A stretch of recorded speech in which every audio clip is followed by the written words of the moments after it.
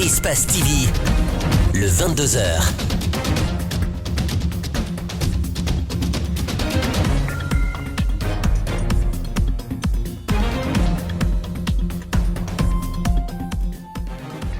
Bonsoir à tous, bienvenue aux 22h d'Espace TV. À la une de l'actualité ce soir, l'équipe nationale reçoit des mains du Premier ministre le drapeau national pour aller défendre les couleurs du pays à la CAN Égypte 2019. Le coup d'envoi de la compétition est prévu le 21 juin. Les joueurs et l'encadrement technique promettent de revenir avec le trophée continental. Détail à suivre avec Abdoulaye Sadio Diallo. Quelle perspective régionale pour l'Afrique subsaharienne?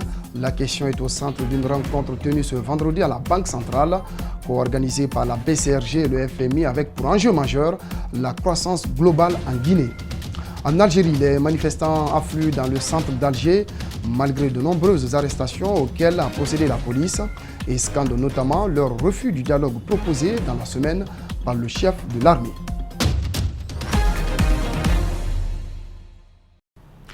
Voilà pour le sommaire. Merci de nous rejoindre au compte de cette édition d'information version soirée.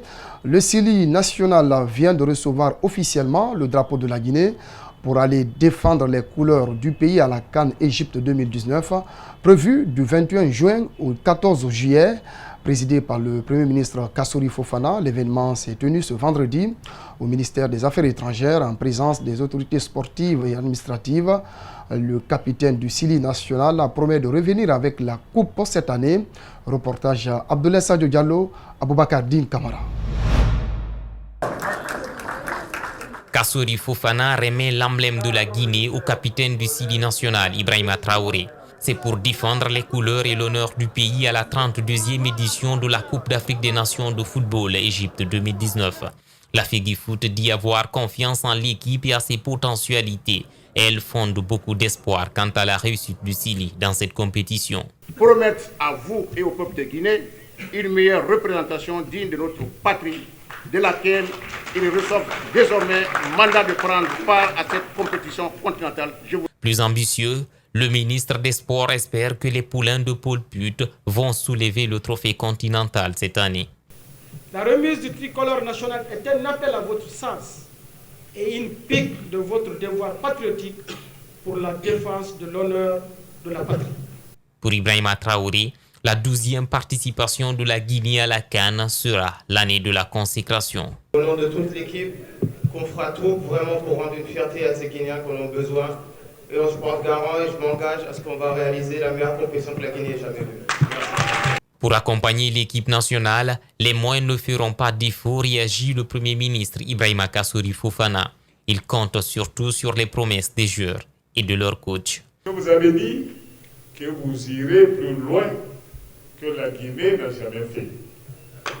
Alors, nous prenons note de cet engagement. Avec tout notre engagement, avec toutes nos prières, la Guinée vous accompagne.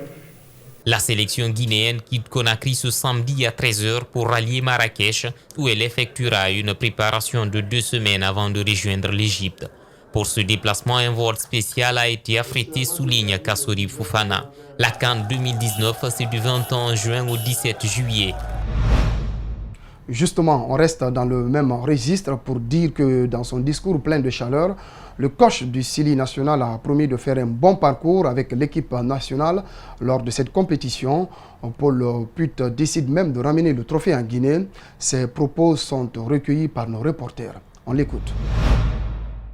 Quand je parle de mes joueurs, on parle de qualité. On parle de grands joueurs.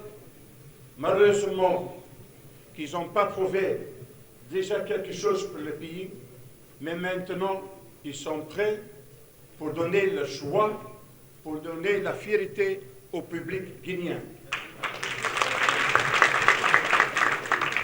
Si je parle de mes joueurs, à part leur talent, à part leur technique, on a fait une sélection avec des joueurs qui sont le cœur pour jouer pour leur pays. On a fait une sélection qui veut se donner à fond, qui sont fiers de porter leur maillot guinéen et qui vont noyer le maillot jusqu'au bout. En plus de ça, ce sont des gladiateurs.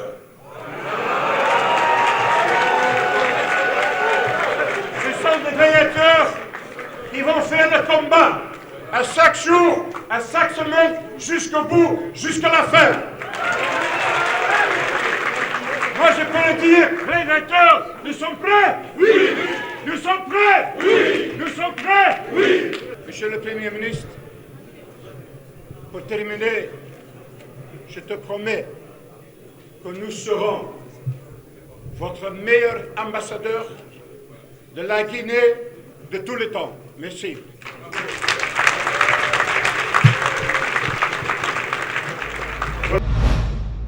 C'était donc le coach du Sili national qui s'exprimait lors de la cérémonie de remise du drapeau national à l'équipe de Guinée. Bonne chance donc à notre 11 national. Tenu ce vendredi à la BCRG de la conférence sur les perspectives régionales Afrique subsaharienne, cette rencontre est co-organisée par la Banque centrale et la représentation résidente du Fonds monétaire international en Guinée. L'objectif est de mieux faire comprendre aux professionnels des banques et finances les enjeux de la croissance globale en Guinée. Explication Ouminatou Sidibé, Yacouba Traoré. Ce panel est une politique qui vise entre autres à inciter les acteurs économiques du pays à s'intéresser aux questions économiques. Ils pourraient ainsi contribuer au débat en vue d'améliorer leur compréhension en matière de consommation d'épargne et d'investissement. Le niveau de cette croissance soit différent selon que les pays soient producteurs dotés en ressources naturelles ou pauvres en ressources naturelles. Le paradoxe qui a été relevé, c'est que les pays riches en ressources naturelles enregistrent des taux de croissance plus faibles que les pays qui n'en sont pas dotés. Ce qui induit en filigrane la nécessité de diversifier l'économie. La croissance tirée par les ressources naturelles est certes très salutaire. La présentation a laissé place à des interventions remarquables des participants.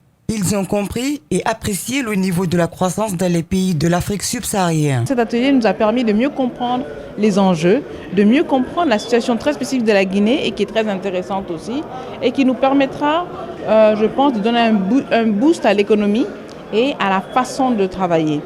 La dernière chose que j'aimerais mentionner, c'est la partie éducation. Parce que les panélistes, la personne ressource, ils ont tous abordé des sujets de manière simple, pour qu'on puisse les traduire dans la vie de tous les jours. Le conférencier a indiqué que la croissance dans le contexte africain doit être élevée à cause de la croissance de la population et du chômage.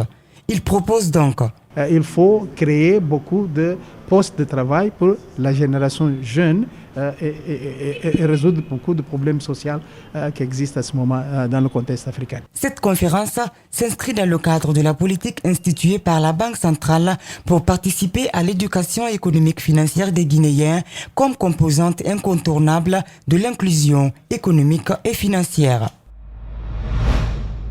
Le président de l'Union pour le progrès de la Guinée réagit à l'actualité politique du pays. La situation du parti UPG, à la tête de laquelle il a été remplacé par Jacques Bonemi, et le débat sur la nouvelle constitution. Maître Alfred Matos a donné son point de vue sur ces questions. C'était à l'occasion d'une interview qu'il a accordée à un reporter. Mariam Fodé Camara, Ibrahima Souma. Son mandat de 4 ans devait courir jusqu'en 2020, mais il a été écourté par un congrès extraordinaire tenu à Conakry qui a porté Jacques Bonimi à la tête de l'UPG. Depuis le mois de mars dernier, un bras de fer oppose les deux hommes. Pour Maître Matos, il reste le seul président légal de l'Union pour le progrès de la Guinée. Je suis élu pour 4 ans, depuis 2016, je demeure légalement président de l'UPG. Sur ce qui est de la reconnaissance de Bonimi par le ministère de l'administration du territoire, le président est clair. Le ministère de l'administration du territoire n'a pas vocation à valider les activités d'un parti politique. Ça, ce n'est pas sa vocation. Mieux, quelle est la première personne à qui on doit signifier cette validation? C'est moi qui suis le président en exercice. À partir du moment que je n'ai ni reçu cette validation, qui n'est qu'un accusé de réception. Mais à qu'à cela ne tienne, je suis encore là, ouvert encore à tout dialogue. Mais je dis que si cette dissidence-là perdure pour amuser la galerie, à savoir que les militants soient perturbés par ils ne savent pas à quoi s'en tenir, on tirera les leçons. Le débat sur la nouvelle constitution a aussi été évoqué par le président de l'UPG. Maître Alfred Matos exige le respect de la constitution en vigueur, mais il invite ceux qui sont pour la démarche d'utiliser les moyens légaux. Moi, par principe, en tant que juriste, il y a une constitution qui est en vigueur, elle doit être respectée. Mais il ne faut pas empêcher, parce que la démocratie se nourrit de ces contradictions, il ne faut pas empêcher que ceux qui sont pour la révision constitutionnelle, s'ils ont les moyens légaux pour pouvoir le faire, de mettre ça sur la table. Moi, je suis légaliste, je suis pour le principe de la légalité constitutionnelle, mais je ne suis pas contre que ceux qui ont les moyens légaux de pouvoir aller au référendum. Les négociations se poursuivent, indique Maître Matos. Il précise que sa formation reste au sein.